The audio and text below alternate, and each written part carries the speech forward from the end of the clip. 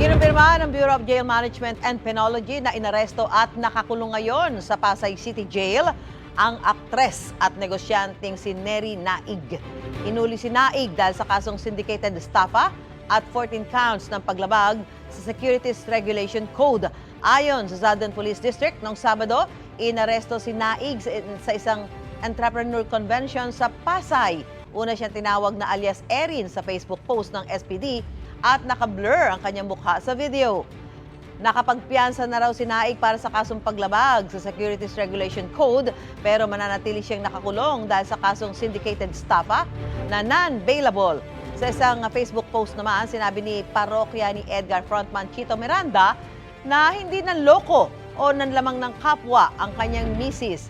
Endorser lang daw ang kanyang asawa at ginamit para makakuha ng mga investor. Wala rin daw natanggap na sulat, sampina o anumang abiso si Naig, kaya hindi niya na ipagtanggol ang sarili nang siya'y arestuhin. Na-dismiss na raw ang mga naunang kaparehong kaso at umaasa si Miranda na mababasura rin ang kasong ito.